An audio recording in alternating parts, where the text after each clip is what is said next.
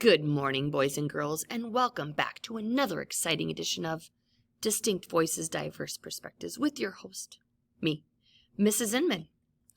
All right, today what you need to succeed is, of course, your mentor text, a pencil, and a highlighter. Please grab those things now.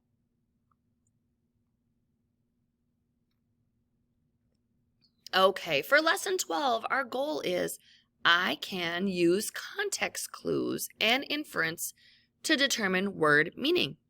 So it's almost like we're doing a review. We've done this quite a bit, so I know that you guys are going to rock at this. All right, if you turn to page 18, you can reread the story. Take about 5 minutes to do that, and then pause while you do that and come back.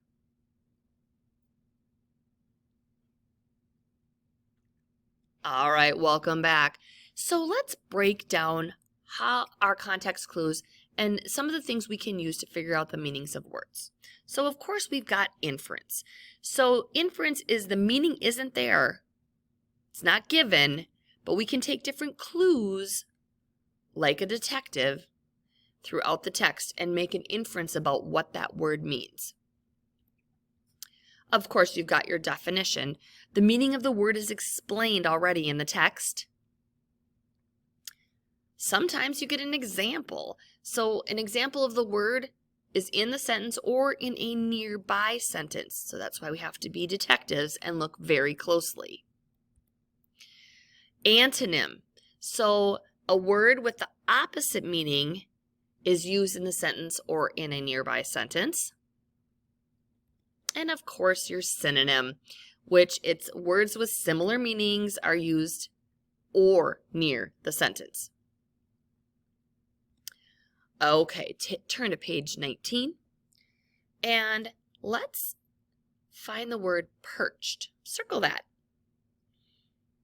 Okay, we're going to infer the meaning of the word perched by creating a mental image. So, perched. What do I think of right when I think of perch? I think of on top of something. As we look around in the sentence, it says on top of logs. I think of a bird perched high above in a tree on a branch. Okay?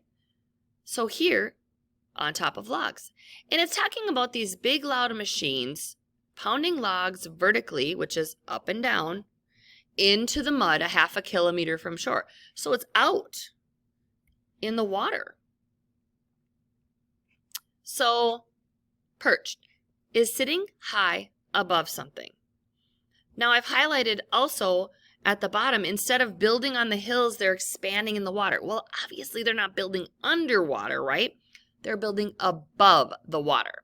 So perched means sitting high above something. Make sure that you highlight these things and underline, and then write the meaning of the word perched. Okay, let's talk about cause and effect. This is a great spot because we've got a cause. We've already underlined the cause, actually.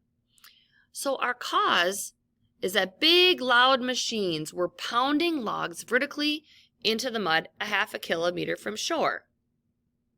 Well, what would be the effect of that? Do you see it? Yes, I do too. Instead of building on the hills, they're expanding into the water. So there's the effect. The effect of all of this loud machines. So what happened? That's what was happening. And the effect is that they're expanding instead of building on the hills.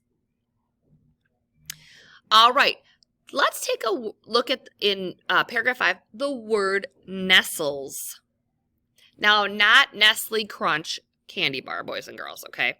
I know that it's what it looks like. It looks like nestles.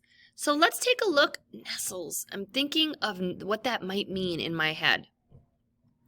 If you underline, it says the first city at the nestles at the foot of steep hills between the shore and the hillside. So it nestles means between or against something. I always like to think about like a puppy nestles in your lap, kind of between or it's against you. So underline or highlight, and make sure you write that definition. Okay, I can use context clues and inference to determine word meaning. Can you?